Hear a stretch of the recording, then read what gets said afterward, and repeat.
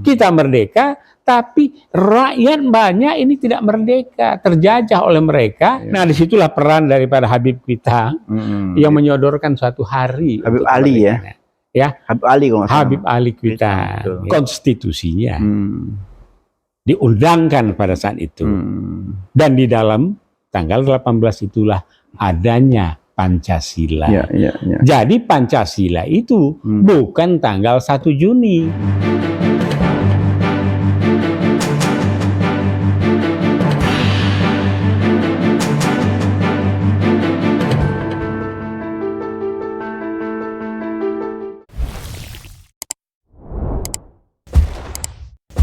Assalamualaikum warahmatullahi wabarakatuh. Waalaikumsalam warahmatullahi wabarakatuh. Jumpa lagi di Khas Channel dengan Prof. Abbas Taha. Sehat-sehat Prof? Alhamdulillah Bib. Alhamdulillah Rabbil Alamin.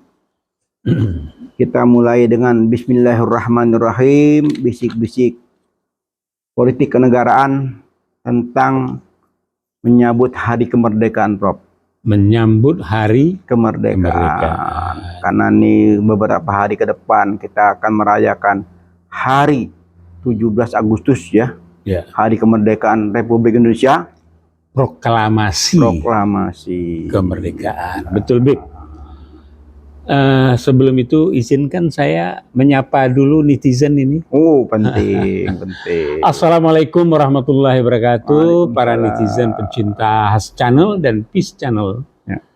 Pada kesempatan ini saya ingin menyampaikan. Betul, Jasmed adalah satu yang perlu kita catat, yaitu jangan lupa sejarah. Namun sejarah itu kita ambil baiknya dan untuk pengembangan ke depan. Menuju suatu masyarakat yang lebih baik. Dan dalam hal ini, ya kita Indonesia yang sudah merdeka 78 tahun, itu mempunyai acuan-acuan, panduan untuk membangun negara ini. Yaitu proklamasi yang dilakukan untuk kemerdekaan, kemudian adanya ya acuan dasar hukum kita, Undang-Undang Dasar 45, dan di situ ada pembukaannya. Dalam pembukaan itulah sebagai landasan menjadi Pancasila sebagai filosofi dan dasar negara atau ideologi negara kita sebagai dasar hukum dalam menjalankan kehidupan berbangsa dan bernegara. Nah, untuk itu kepada generasi muda diaspora di Kanada yang sedang kuliah, di Timur Tengah, di Turki, di Afrika dan sebagainya, perlu saya ingin menceritakan kisah-kisah heroik maupun kisah-kisah suka duka di dalam merebut kemerdekaan. Begitu, Bib? Ya, sebelum Prof menceritakan tentang hal itu, alangkah baiknya diberikan semacam masukan ya, Prof ya. Karena sudah 78 tahun kita merayakan hari kemerdekaan ini, ya mungkin perlu yang pembaharuannya diperbaharui ya, update. Iya. Ya kalau sejarahnya itu nggak bisa diupdate. Iya. Yang bisa sejarah tuh diputer-puter ceritanya gitu kan. Nah, maksud saya ini loh, merayakannya ini kan selama ini kan lomba kelereng, lomba panjat pinang. Jadi dalam gitu. Ya. Itu yang saya maksud. Itu baik-baik, Bib. Jadi itu bagus kan buat pesta rakyat ya. Tapi di samping itu kan ada penambahan. Ada konten-konten lain yang perlu. Nah, justru maksud saya menyapa itu tadi begitu, Bib. Gitu. Cuma sekarang pertanyaan saya, Habib sudah merasa merdeka tidak? Dan di dalam negara merdeka enggak? Coba saya tanya. Waduh, ini pertanyaan ini saya jawab mesti satu episode sendiri nih, Prof. Satu episode. Saking panjangnya. Singkatnya rangkumannya gimana, Bib? Aduh, jangan dah. Jangan dah. Kalau saya mengatakan, saya hari ini mau happy. Mau happy, tapi begini. Jadi jangan yang itu yang banyak suka duka tuh, yang terutama dukanya saya hari ini baju merah, segar-segar aja. Bahwa founding fathers kita beberapa menyampaikan kemerdekaan ini bukan hadiah, tapi direbut. Nah, itu yang perlu kita bahas. Dan Mahfud MD menyatakan di dunia ini ya Indonesia lah yang kemerdekaannya dilakukan dengan merebut. Betul. Kalau yang lain banyak diberikan hadiah Iya, kemerdekaan. diberikan beda kan dia Jadi dengan nyawa dan darah kan. nyawa dan darah. Iya. Untuk itu maka harus dijaga. Iya. Janganlah nyawa, darah, harta, benar, kemudian digadaikan ke negara lain. Nah ini yang karena apa? Beberapa amat nih masalah gade-megade ini. Oh begini Bib, karena apa? Dia udah diingatkan. Nanti aja lah itu kita bahas sendiri aja. Ya, kan kita kan ya sekarang sedikit kan boleh. Pokoknya kedaulatan dijaga, jangan digadaikan. Iya. Kita cerita mengenai apa dan bagaimana kita merdeka. Sekali-sekali kita yang happy Prof. Ya oke. Yang happy-nya tuh begini, mengenai kebanggaan. Iya. Jadi saya awali lagi. Kemerdekaan ini kita rebut. Ya. Kita rebut dengan berdarah-darah. Kemudian untuk itu ada beberapa peristiwa penting. Pertama, kata merdeka ini diucapkan oleh Tan Malaka jauh sebelumnya. Itu yang penting sejarah ini. Tan Malaka. Ya. Bacalah bukunya Madiloh, kemudian dari penjara ke penjara. Orang besar. Ya. Kemudian ingat lagi Bung Karno, berikan saya 10 pemuda. Ya, kan begitu toh? Akan digerakkan bangsa ini. Tapi ada menhati, ini kali kita dijajah oleh penjajah. Nggak tanggung-tanggung. Hampir seluruh negara Eropa itu menjajah Indonesia. Perancis, Portugis, Spanyol, Inggris, Belanda. Jajah ke sini. Kenapa dijajah? Allah memberikan rizki yang luar biasa, kekayaan dan itu diperlukan oleh negara mereka. Itu adalah yang namanya cengkeh, pala, merican, itu mereka. Oke. Nah, jadi berkah itu juga memberikan sesuatu yang harus kita jaga. Untuk menjaganya, ya itulah. Karena kita katanya nanti kalau tidak pandai menjaga, yang celakanya kalau bangsa sendiri menjajah bangsanya. Ini terjadi, Bi. Beberapa petinggi munafikun ini, kita merdeka, tapi rakyat banyak ini tidak merdeka. Terjajah oleh mereka dengan berkongsi, berkawan dengan yang lain. Yaitu orang dari luar Republik ini. Nah itu. Oke, kita lanjut. Jadi kalau yang patut kita catat itu peristiwa-peristiwanya adalah begini. Kita ingin merdeka dan mau merdeka. Kok ingin merdeka sih, Prof? Waktu itu, ini kan cerita waktu itu. Oh, cerita lalu. Pemuda ini, Bung Karno Hatta. Jepang menjanjikan, oh nggak bisa kata yang muda. Nah pada waktu begitu, di proklamasi berapa, 31 atau berapa itu, Menteng itu, pemuda tadi, Khairul Saleh, Wikana dan sebagainya, menculik Soekarno. Dibawa ke Rengas Dengklok. 7 orang pemuda tadi, disitulah diminta menyatakan kemerdekaan. Ya. Nah setelah itu balik ke Jakarta. Udah seneng nih yang 7 orang ini. Tetapi dibilang yang tahunya merdeka cuma 7 kok. Kita harus seluruh bangsa ini tahu bahwa kita merdeka. Nah disitulah peran daripada Habib kita yang menyodorkan suatu hari. Habib Ali ya. Habib Ali kalau nggak salah. Habib Ali kita. Ya.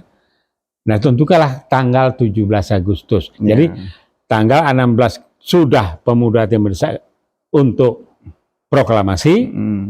Nah, kemudian tanggal 17 resminya diproklamasikan Habib Ali yang menyorongkan tanggal tersebut. Ya kalau nggak salah tuh Prof, menurut catatan saya tuh waktu itu Bapak Soekarno kan lagi sakit ya. Betul. Lagi sakit, beliau datang ke Kuitang situ, semacam diberi obat ya, obat. Terus itu ada diskusi kapan tepatnya untuk proklamasi. Nah sarannya dari Habib Ali Kuitang itu, oleh Allah ya, beliau sudah semacam punya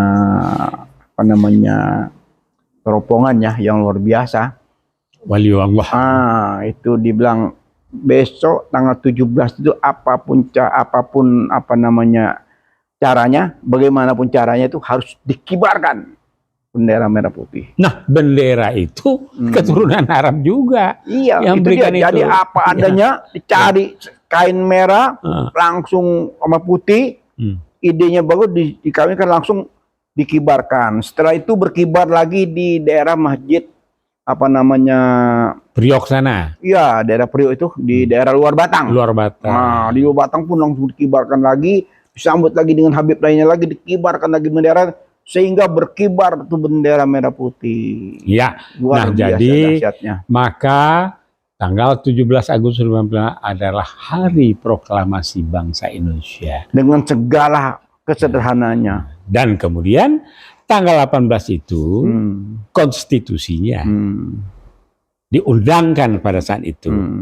Dan di dalam tanggal 18 itulah adanya Pancasila.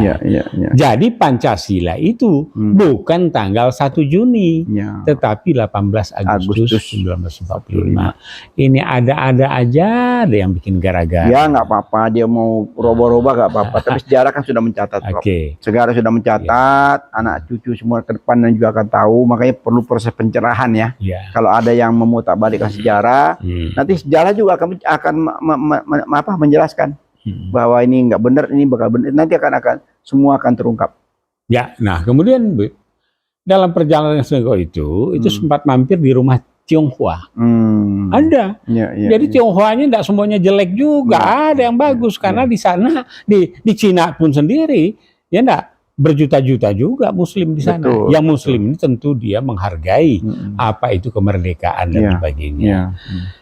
Nah jadi untuk itu maka dalam perjalanannya setelah proklamasi itu, ini Belanda masih nggak seneng ini, Kemudian pada saat itu kan ada Republik Indonesia Syarikat, yang Wilhelmina juga itunya komandannya.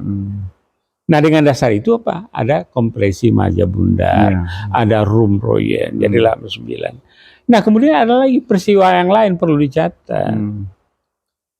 Begitu mereka masuk dengan alasan ketentuan di Wina, karena Jepang kalah, maka jajahan itu menjadi milik penjajah sebelumnya. Lah penjajah sebelumnya Belanda merasa dia memiliki lagi jajahannya itu, yaitu masuk lagi ke Jogja. Masuk mereka agresi satu ke Jogja. Ya, belum nih. Dia merangsek bersama dengan PBB. Nah mereka masuk ini dilawan oleh masyarakat. Kemudian masuk Jogja, kemudian terpinggirkanlah pemerintahan itu. Namun kemudian ada kisah luar biasa. Jogja kembali 6 jam. Nah ini. Itu untuk menunjukkan pada dunia bahwa Indonesia itu ada. Nah pada saat itulah dibuat telegram oleh Bung Karno-Hatta untuk disampaikan pada Safruddin yang berada di Sumatera. Tapi nggak nyampe. Tapi Safruddin sebagai intelektual, jenius, seorang ulama, membentuk pemerintahan darurat Republik Indonesia, PDRI. Betul. Jadi PDRI eksis, Panglima Sudirman gerilya, perlawanan di Jogja dilakukan dengan apa? Fatwa jihad yang dianukan oleh kakeknya Gus Dur. Dan dikomandoi oleh dari Cirebon, itu dari pesantrennya, saya lupa saya namanya, itu yang bergeraklah seluruh pesantri-santri melakukan perlawanan. Kemudian berteriaklah Bung Karno dengan teriakan Allahu Akbar untuk mempertahankan kemerdekaan. Ditambah lagi teriakan Allahu Akbar dari Bung Tomo. Bung Tomo. Dan kemudian menjadilah hari tersebut menjadi Hari Pahlawan. Dan kemudian 2 jenderal Inggris yang ikut Perang Dunia Kedua tewas di sana. Luar biasa Indonesia ini. Sehebatnya Indonesia itu dulu, sekarang pun hebat. Hacker Indonesia membuat luluh lantak sistem yang ada di China. Ya, dibarengin dengan banjir besar. Allah marah kepada China. Diam-diam kita ini masih hebat ya. Oh, masih hebat, Bib. Walaupun apalagi porak-poranda segala macam. Apalagi anak didik yang dikirim, yang dididik zamannya Habibie itu. Kalau mereka kembali, insya Allah. Sekarang kembali ke peringatan 17 Agustus. Nah, kemudian peringatan 17 itu biasanya setiap anak negeri itu ada lomba kebersihan sekolah. pidato di kelas, lomba membaca Pancasila, teks proklamasi. Lama-lama hilang ini. Tapi zaman saya itu, Udah hilang, Prof? Bukan masih ada? Oh, masih ada. Tahun 64, kami itu masih begitu. Direktur saya itu Simbolon. Hilang mulai kapan hilangnya itu? Ya makin belakangan ini sudah mulai hilang. Tapi kalau di pesantren masih jalan terus, Bit. Nah, jadi waktu saya di SMA 2 itu bersama Hendro Priyono, ya, itu kita tertib, berbaris, hormat bendera. Oh, dia sekelas sama Pak Hendro ya? Oh iya, Hendro Priyono, teman saya kelas. Ya, sempat jumpa saya baru dari Filipina waktu itu. Beliau pantas kumisnya mirip-mirip, Prof. Lantas tebal ya. Tapi dia pinter, Bib, bahasa Inggrisnya bagus. Saya kalau lagi bahasa Inggris tuh diledek sama beliau itu. Oh gitu. Oke, kita lanjut terus. Nah, sekarang dia profesor itu. Ini mau ada seminar lagi dia. Gitu. Bicara tentang, ya, dia bicara lain, saya juga bicara. Nah, kemudian kita lanjut ini. Jadi, kemerdekaan itu diisi ulang tahunnya dengan lomba, pidato. Nah, tentu nanti ini nyusun artikel lah, ngarang lah, ya. Nah, saya kemarin ini mencoba tes tanggal 5 di madrasah yang kami bangun, adik-beradik. Saya panggil anak kelas 3, wah, Pancasila, lancar sekali. Saya panggil anak kelas 5, terpatah-patah dia. Nah, kemudian saya instruksikan 17 Agustus ini ada lomba pidato, lomba teks proklamasi, dan lomba Pancasila. Itu perlu dimasyarakatkan, ditanamkan di dalam diri mereka. Jadi tarik tambang iya, kelereng iya, makan kerupuk iya. Kalau di Sumbar tuh ada lagi tuh, dipasang kayu di empang panjang pohon kelapa itu, kemudian tuh sepeda. Ada lagi yang perang bantal kalau di kali. Kalau di Kalimalang di sini ada Jakarta ya. Jadi itulah. Jadi maraknya itu juga harus diisi dengan satu rasa bangga. Tapi ada satu, Prof, yang saya mengkritisi ya. Apa itu? Itu mungkin segera mungkin dihilangkan ya. Oh, ini kelihatannya tadi ini panjat itu ya. Yang panjat pinang. Iya. Aduh. Itu panjat pinang itu menurut saya itu sudah tidak manusiawi ya. Tidak manusiawi ya. Karena kalau kita melihat ya memang ada lucunya, tapi kalau kita lihat itu segera mungkin sudah harus dihilangkan ya. Walaupun tadinya bagus ya, tapi terakhir-terakhir ini kelihatannya tidak mendidik ya. Tidak mendidik. Kalau dulu saya masih ingat masih kecil tuh itu tidak terlampau licin, jadi tetap bisa dilalui dengan satu orang. Kalau sekarang kan tidak. Pakai pelumas, meluncur lagi. Ya, dulu tetap pakai pelumas, tapi nggak separah sekarang ini. Ya itu kita coba pakai serbuk gergaji gitu, ketika kasih sedikit udah hilang, jadi bisa dapet. Tapi kalau sekarang ini kan benar-benar satu kegembiraan dalam orang celaka gitu. Nah, itu yang saya itu. Oke lah, kita hilangkan itu. Jadi kita sarankan ya cuma ini mengurangi pendapatan orang kampung. Enggak apa-apa kalau emang panjat pinang itu tetap ada, mungkin standarnya bisa dirubah, Bro. Oh, gitu. Jangan lagi seperti sekarang saat ini tuh sudah keterlaluan gitu loh, over menurut saya gitu loh. Baik ya. Jadi mereka tuh tidak diterapkan K3-nya di situ ya. Iya, karena kalau sudah terlalu licin seperti itu, tuh bertumpuk orang segitu banyaknya, itu bayangkan beban yang paling di bawah itu nggak celaka tuh. Ya kan dia kan memikul sekian banyak orang kan. Oke, dia berhasil dapat, tapi yang dibawa kan kita kan nggak tahu. Jadi hasilnya. Begini, Bib. Barangkali zaman dulu tuh melihat rugby dia. Kalau rugby itu kan begitu, sekelorongnya bertumpuk ke atas itu. Iya. Tapi sudahlah ya, panjat pinang. Ya, tetap ada silakan, tapi tolong disempurnakan lah, jangan sampai bikin kekhawatiran ya. Setidaknya tentang kesehatan tuh kita perhatiin ya. Oke. Nah satu lagi, Bib. Yang update sekarang ini adalah Pak Kisbra. Nah, itu senang saya Pak Kisbrata itu. Wah, ponaan saya dulu tampil itu mewakili Sumatera Barat. Wah, tampil langkah tegap, langkah ini, kan begitu kan? Nah, itulah yang satu ya. Nah, kemudian untuk mereka yang berpesan. Mungkin tambahan saran, Prof. Apa itu lagi? Kalau Pak Kisbra itu diadakan di seluruh provinsi kan keren juga ya. Iya, Nggak cuma di sana ya? enggak, di daerah juga melakukan gitu Oh, ya. gitu. Cuma tidak seluruh daerah juga, tapi ini Nggak, maksudnya dibikin rapi seperti kayak di sana gitu loh. ya kita buatlah begitu nanti. Tentu itu perlu biaya, perlu waktu. Nah, kita kan harus recovery, Beb. Oh, gitu. Utang aja sudah sampai berapa triliun Oh, sampai ini. lupa saya. Iya, Beb. Utang bertriliun ini. Ini bukan gali lubang tutup Oh, lubang. gitu ya. Gali lubang masuk gorong-gorong, habis hanyut itu utang. Jadi begitu, Bib, ini Aduh, Masya kisah-kisah Allah, Masya Allah. menyedihkan dalam 2 periode ini, ya. Ya. Jadi ya kalau Pak Anies Baswedan,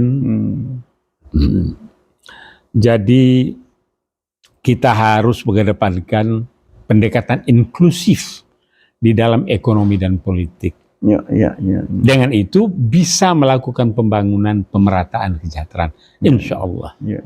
Jadi jangan merampok, ya polanya, jangan menekan polanya, Ya. jangan menghisap gitu. Ya. Apa itu extra fruits, apa istilahnya, ya terminologi politik atau terminologi itunya. Ya. Jadi saya senang ya gagasan-gagasan beliau tidak mengawang-awang gitu, membumi sesuatu yang bisa dilakukan. Sistem pendidikan, semua pendidikan sebagaimana eskalator naik, bisa kan? Ya. Nah, dana pendidikan ini, kan gitu. Nah, kita lihat nanti bagaimana ke depan generasi muda kita. Cuma yang saya khawatirkan, bagaimana kita menyetop ya tanah di Kalimantan dan sebagainya yang digadaikan sampai 160 tahun. Di mana letak merdekanya, Bib? Prof, saya kepengen ada usulan ini, Prof. Ya. Sama siapa nih usulannya? Usulan ini kepada Calon pengganti presiden. wakil-wakil kita. DPR. Wakil-wakil kita. Apa masih dengar? Kan saya sudah bilang, sebagian besar di sana itu adalah zombie. Nggak, ini usul untuk ke depan. Oh, untuk Kita kan ngomong wakil-wakil. perubahan, Ya. kan? Ngomong perubahan ya. Jadi terbetik ide ya. Jadi kalau selama ini hari kemerdekaan itu hanya dirayakan di istana ya, kenapa tidak dirayakan juga di gedung DPR MPR gitu, ya kan? Dirayakan di situ, ya untuk meresapi hari Bib. kemerdekaan itu. Usul ditampung.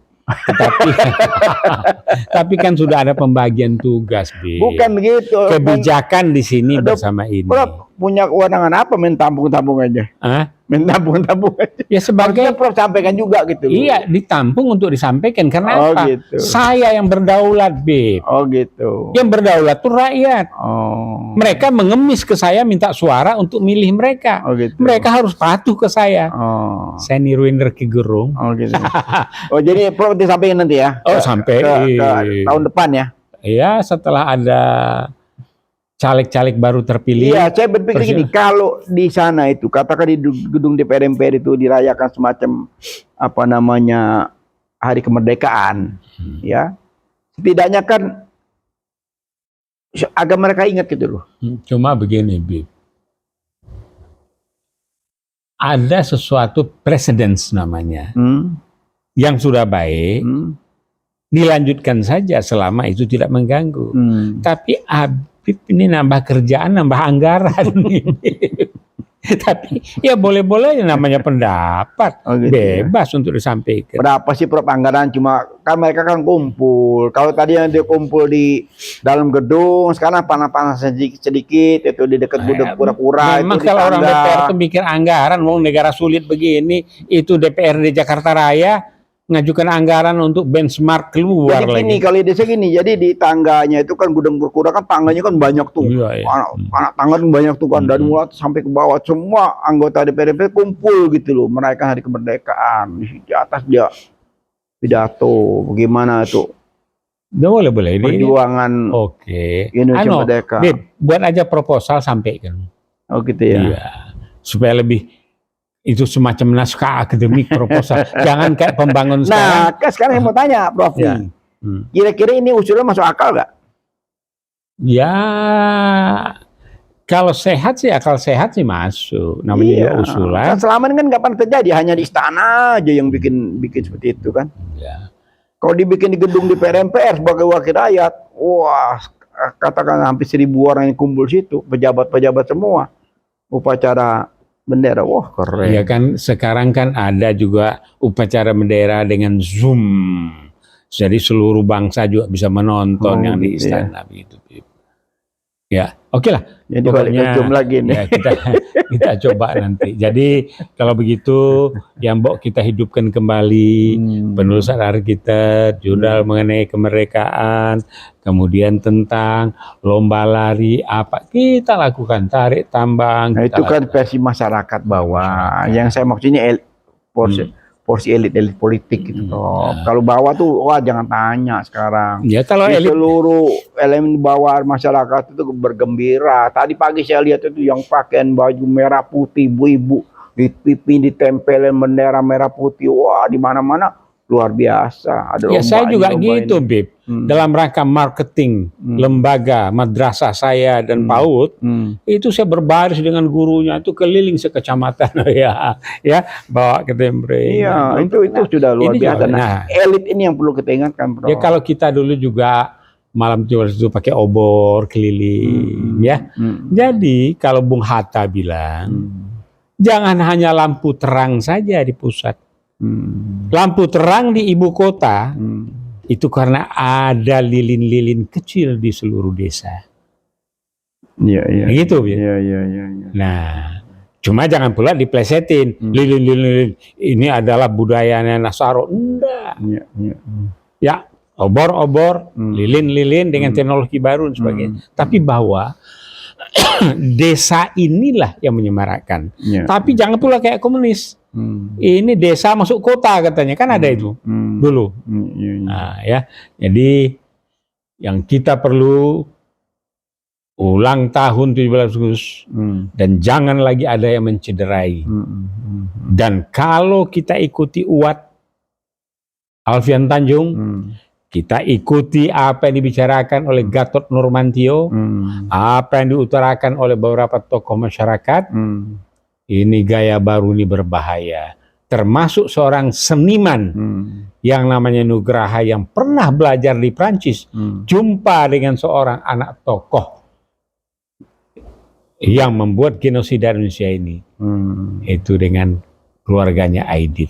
Nah, ini jangan terjadi lagi lah. Semoga mereka semua dapat hidayah dan kembali kepada pangkuan Ibu Pertiwi, kembali kepada agama kepercayaan mereka masing-masing. Gitu, Bib. Dan sekali merdeka, tetap merdeka. Insya Allah. Merdeka lahir dan batin. Jadi tidak lagi nanti bangsa Indonesia dijajah oleh bangsanya sendiri. Kita hapuskan sementara itu. Kita masih merdeka di lahirnya doang, batinnya belum. Enggak juga. Lahirnya juga belum terbuka betul, Bib. Yang makan pizza sama kebab tuh masih terbatas, Bib. Yang makan itu yang namanya. Iya, tapi yang batin yang paling parah nih, Prof. Banyak banget yang sakit di batinnya. Batinnya. Ya, jadi kepada seluruh generasi muda, ingatlah bahwa di tangan Anda lah nanti Indonesia ini akan tumbuh berkembang. Bangunlah yang namanya social community. Ya. Kalau dalam Islam namanya diwarnai dengan piagam Madinah. Piagam Madinah. Kita harapkan selamat-lambatnya tahun 2045 Indonesia sudah masuk di 10 besar negara terkemuka dalam berbagai aspeknya. Insya Allah, mudah-mudahan dengan Agustus 2023 ini mendapatkan suatu gambaran ya. 2024 nanti akan lebih baik, Prof. Ya, kita harapkan ke depan ya. Baiklah, bisik-bisik politik kenegaraan tentang hari kemerdekaan, hari proklamasi kemerdekaan, kita akhiri dengan wabil taufik wal hidayah. Assalamualaikum warahmatullahi wabarakatuh. Terima kasih, Prof. Ya.